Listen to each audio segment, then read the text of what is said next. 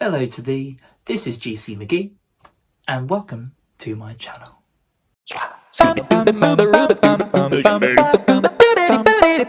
GC Magee. For someone who loves the Nintendo GameCube as much as myself, it's astonishing and kind of embarrassing just how many of the highest rated Nintendo GameCube games I have never experienced, or at least never seen through to completion. In this video, I will be highlighting the top 10 Nintendo GameCube games I have never played.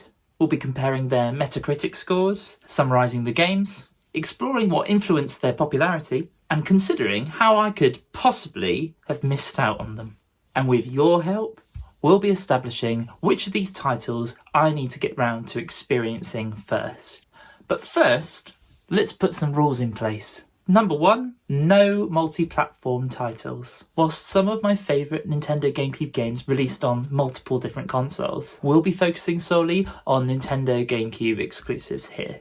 Number 2, one game per franchise. To add a little variety, I'll only be including one game per franchise. But no, I have every intention of playing the sequels too.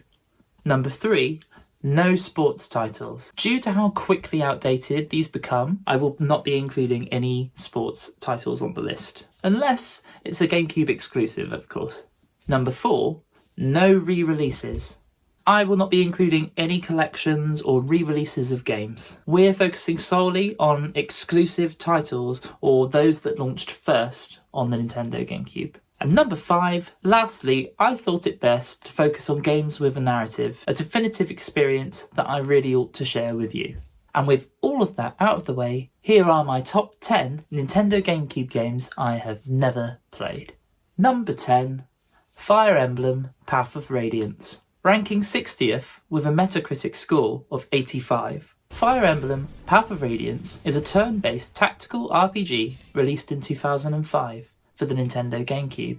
It was developed by Intelligent Systems and published by Nintendo, and it marked one of the first major Fire Emblem titles to get a proper global push outside of Japan. The game follows Ike, a mercenary leader in a fantasy world called Teleus. The gameplay mixes grid-based battles, permanent death, character relationships, story choices, and army management, all together to create a game whereby strategy and storytelling thrive together, where every move matters. Reasons for its popularity include introducing the franchise to a wider audience outside of Japan, strong story and characters, accessibility despite being a strategy game, being a beloved duology by continuing the story of Fire Emblem Radiant Dawn, and lastly, by becoming such a rare and expensive collector's item. I think I missed out on this title because, as a child, I was less interested in turn-based strategy games. As a Super Smash Bros. Melee fan, I was super familiar with Marth and Roy,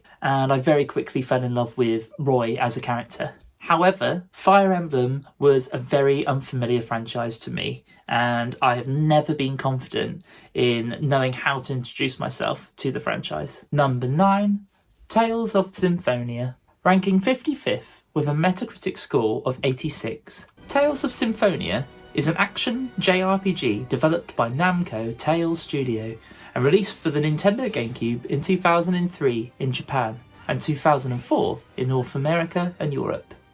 It was the 5th mainline entry in the Tales series, and importantly, the first in the series to release in Europe, which expanded its global audience significantly. The game follows Lloyd Irving, Colette, and their companions on a world-saving journey involving 2 parallel worlds, mana depletion, and a conspiracy that subverts many traditional JRPG tropes. The story begins with a seemingly familiar Chosen One pilgrimage structure, but evolves into a multi-layered narrative with twists, world-building depth, and character-driven arcs. Reasons for its popularity include there being a scarce but hungry RPG market on the GameCube, accessible real-time combat with multiplayer, strong characters and narrative depth, a charming anime-style presentation, high-quality music and production values, and nostalgic value, with Tales being many players' first long-form JRPG. I think I missed out on this title because I was much less familiar with RPGs, let alone JRPGs. And as someone completely alien to the franchise, Tales of Symphonia was never even on my radar, but I'm aware that some people absolutely adore this game. Number 8, F-Zero GX, ranking 30th with a Metacritic score of 89. F-Zero GX is a 2003 futuristic racing game for the Nintendo GameCube, developed by Amusement Vision, a Sega division, and published by Nintendo. It was the first major Nintendo-Sega collaboration, and also featured an arcade counterpart, F-Zero AX, running on the Triforce arcade board. The game preserved the franchise's trademark extreme speed, demanding reflex-heavy racing with up to 30 competitors across elaborate tracks featuring tubes, jumps, cylinders, and roller coaster-style layouts. It introduced a story mode, starring Captain Falcon, and used an enhanced engine derived from Super Monkey Ball. It's on the list because it has a story mode. Reasons for its popularity include its blisteringly fast, skill-focused racing experience, outstanding visuals that push the GameCube hardware to its limit, expertly designed tracks and tight controls, deep customization, substantial single-player content, and widespread critical acclaim and enduring cult status. If I'm honest, I have no idea how I missed out on this title. Being a massive fan of the Super Smash Bros. Franchise, I was very familiar with Captain Falcon as a character, and with the game coming out in August 2003, it came out just before my 12th birthday. Perhaps I always felt intimidated by the reputation the game had for its difficulty, although it is certainly a game I long to master. And it's certainly a quintessential experience for fans of the racing genre. Number 7, Pikmin, ranking 27th and also with a Metacritic score of 89. Pikmin released for the Nintendo GameCube on October 26, 2001, and is a real-time strategy puzzle hybrid created by Shigeru Miyamoto. The player controls Captain Olimar, an astronaut who crash lands on the planet PNF 404 and must recover the pieces of his ship within a 30-day deadline. To do this, he commands small plant-like creatures called Pikmin who help carry objects, solve environmental puzzles, and battle hostile wildlife. The game blends real-time strategy elements through its management of up to 100 Pikmin simultaneously, puzzle solving through choosing Pikmin types and navigating hazards, and exploration and survival mechanics with its day-night cycle and environmental dangers. The game features multiple endings, depending on how many ship parts the player recovers by the deadline, giving the game a sense of stakes and urgency.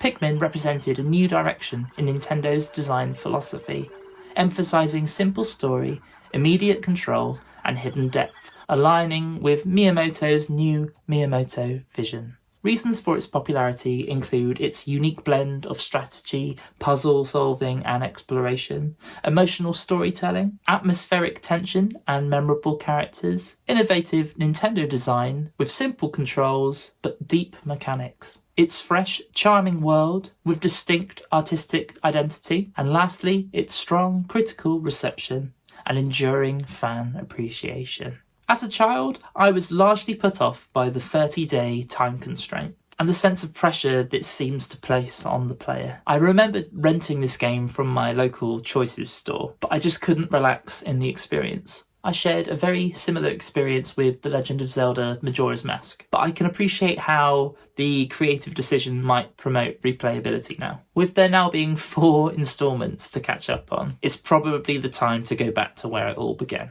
In number 6, Star Wars Rogue Leader Rogue Squadron 2. Ranking 22nd and with a Metacritic score of 90, Star Wars Rogue Squadron 2 Rogue Leader was a 2001 GameCube launch title developed by Factor 5 and published by LucasArts. It is a mission-based arcade-style starfighter combat game that places the player in a cockpit of iconic Rebel Alliance ships, including X-Wings, A-Wings and more. The game focuses heavily on faithfully recreating key battles from the original Star Wars trilogy, such as the Death Star Trench Run, and Battle of Hoth and Battle of Endor. Players take on the roles of both Luke Skywalker and Wedge Antilles, completing objectives such as dogfighting, escort missions, bombing runs, and survival scenarios. Rogue Leader delivered a cinematic experience far beyond what previous console Star Wars titles achieved. The game offered tight, accessible, arcade flight controls, film-accurate audio and visual presentation, large on-screen battles made possible by the GameCube's hardware power, and a medal-based ranking and unlock system to encourage replayability. Thanks to its mission design and technical spectacle, critics labelled it a standout early GameCube title. Reasons for its popularity include delivering cinematic Star Wars battles with unprecedented authenticity, showcasing cutting-edge GameCube graphics and audio, offering tight, fast, arcade-style flight combat, letting players reenact famous moments from the original trilogy, including deep replayability and unlockable content, and launching at exactly the right moment to wow new GameCube owners. I think I missed out on this title because at release I got Luigi's Mansion and my older brother got Rogue Leader. It was very much his game and it was probably too difficult for me at the time. Because of this, I never got round to completing the game myself. However, I was a huge fan of the game and its sequel, and of Star Wars as a franchise. And as an avid Star Wars fan, I owe it to myself to return to this all-time cult classic. Number 5, Eternal Darkness, Sanity's Requiem, ranking 10th and also with a Metacritic score of 90. Eternal Darkness, Sanity's Requiem is a 2002 survival horror game developed by Silicon Knights and published by Nintendo. It was notable for being the first Nintendo published game to receive an M mature rating, marking a dramatic departure from the company's family-friendly reputation. The game spans 2 millennia of history, with players controlling a dozen different characters in locations across the globe as they uncover the plans of ancient Lovecraftian-style entities bent on enslaving humanity. Its structure combined puzzle-solving, exploration, magical combat, and limb-targeted attacks, blending traditional survival horror elements with a sweeping historical narrative.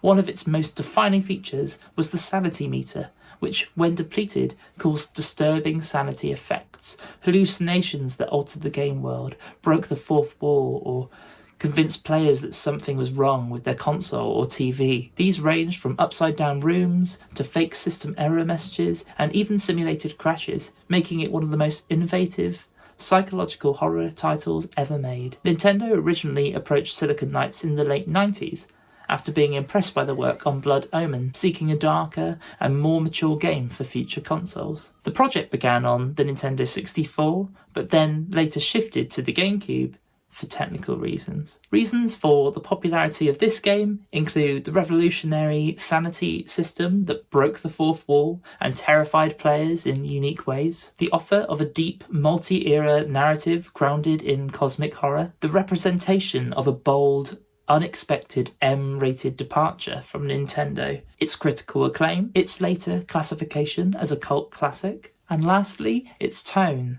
structure, and psychological scares, leaving a lasting influence on the entire horror genre. I think I missed out on this title because I was simply too young to purchase and experience it.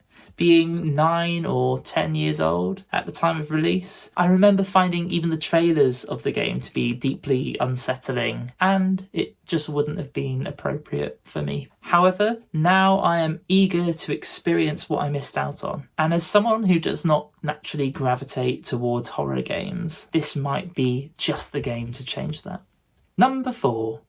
Viewtiful Joe, ranking 8th and with a Metascore of 93. Viewtiful Joe is a 2003 side-scrolling beat-em-up platformer developed by Capcom's Team Viewtiful, later Clover Studio, and directed by Hideki Kamiya. It was originally part of the Capcom 5, a group of stylistic experimental titles developed for the GameCube. The game follows Joe, a movie-loving slacker whose girlfriend Sylvia is kidnapped into Movieland.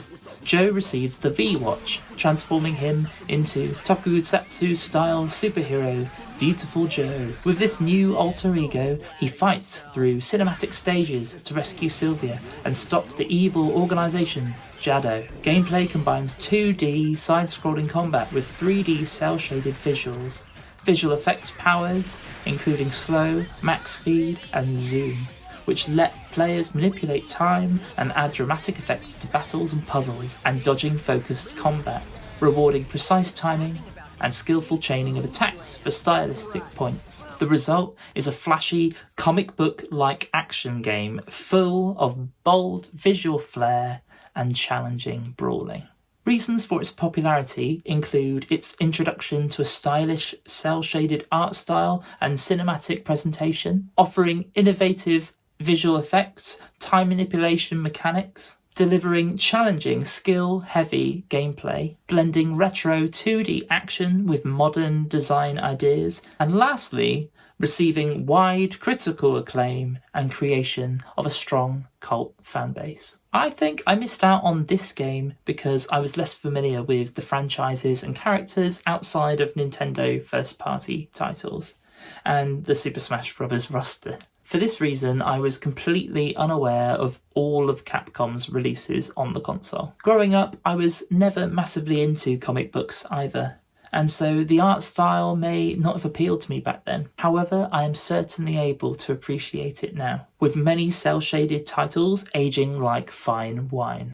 Wind Waker. As a party game fan, I am also curious to explore Viewtiful Joe Red Hot Rumble, but I need to become good friends with old Joe first. Number 3, The Legend of Zelda Twilight Princess. Ranking 3rd and with a Metacritic score of 96, The Legend of Zelda Twilight Princess is a 2006 action-adventure game developed by Nintendo and originally designed as the GameCube's final major first-party release. Though it was simultaneously released as a Wii launch title, it was conceived and developed primarily as a GameCube game before being ported to Wii for broader commercial reach. The game takes a darker, more mature tone than its predecessor, The Wind Waker, returning to a style more reminiscent of Ocarina of Time, a move fans had been requesting for years. It features a dual-world mechanic where Link shifts between the light world and the shadow-filled Twilight. Link's ability to transform into a wolf, offering new traversal and puzzle-solving mechanics, and classic Zelda gameplay consisting of exploration, dungeon puzzles, sword combat, refined with improved controls, horseback combat, and cinematic presentation. Its story centres around a Hyrule consumed by Twilight, the mysterious Midna, and a threat that spans 2 worlds. Reviewers consistently praised its narrative depth, thematic weight, and large-scale world design. Reasons for its popularity include its return to a darker, more realistic art direction fans craved, receiving universal critical acclaim, often being hailed as one of the best Zelda games ever made, featuring strong storytelling, memorable characters like Midna, and deep thematic world building, offering refined gameplay, excellent dungeons, wolf transformations, large-scale exploration, and it benefiting from high visibility as both a Wii launch title while being revered as the GameCube's final masterpiece. I think I missed out on this title because at the time I was gravitating towards the Xbox 360, to Halo, to Gears of War. I was a teenager, I was too cool now. I never owned a Wii growing up, and so with the title releasing so late into the GameCube's lifespan, I never got round to purchasing or playing the title. Although, as someone who controversially didn't really gel with Breath of the Wild, I've always believed that as a reminiscent throwback to the Ocarina of Time, that Twilight Princess is very likely to be my favourite Zelda of all time. Number 2, Resident Evil 4. Ranking 2nd and also with a Metacritic score of 96. Resident Evil 4 is a 2005 survival horror third-person shooter developed and published by Capcom, originally released exclusively for the Nintendo GameCube as part of the Capcom 5 initiative. Players control Leon S. Kennedy, a US government agent tasked with rescuing the president's kidnapped daughter from a violent religious cult in rural Spain. The game departs sharply from earlier Resident Evil entries by replacing fixed camera angles and slower survival gameplay with a dynamic over-the-shoulder camera, faster action-oriented combat, and more strategic shooting mechanics such as aiming at limbs, shooting thrown projectiles, etc. It introduced new enemies such as the parasitic Los Ganados, abandoned traditional zombies, and featured large action set pieces. The game became one of the most important action horror titles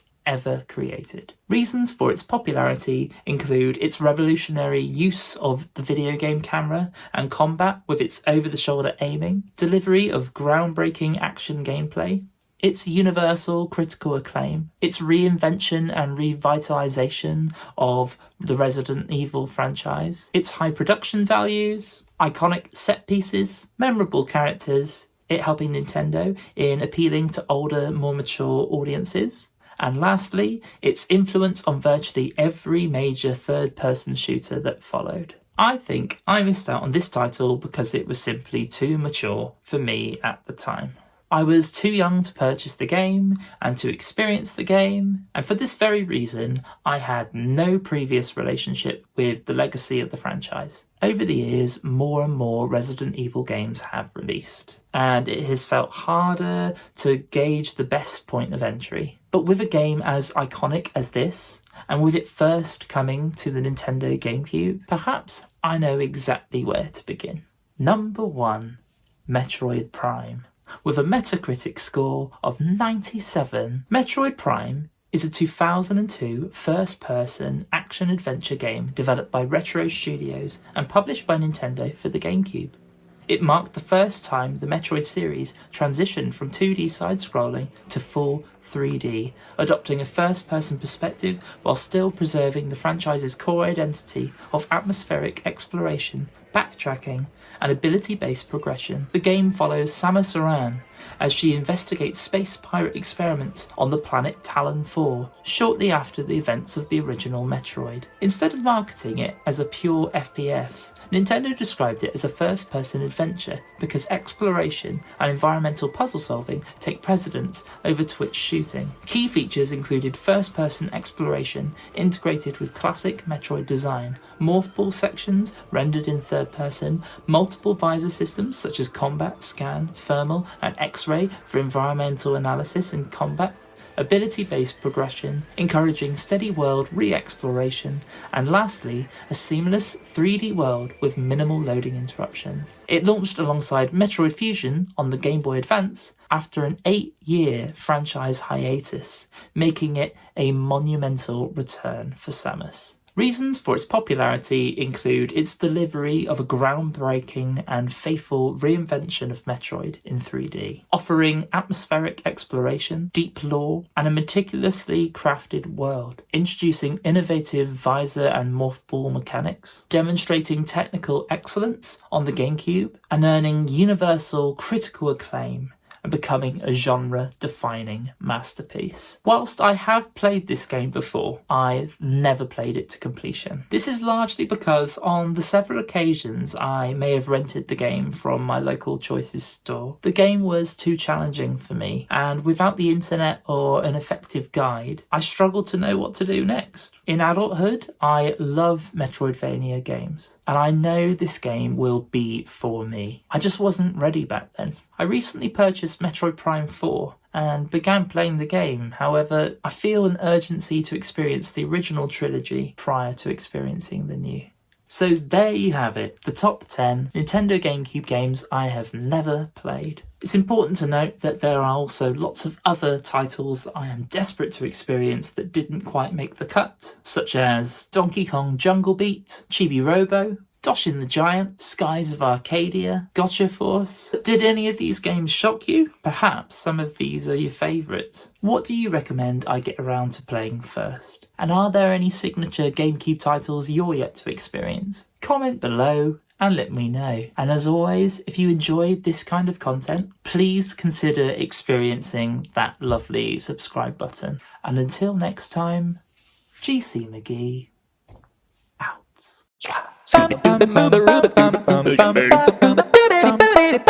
GC Magee.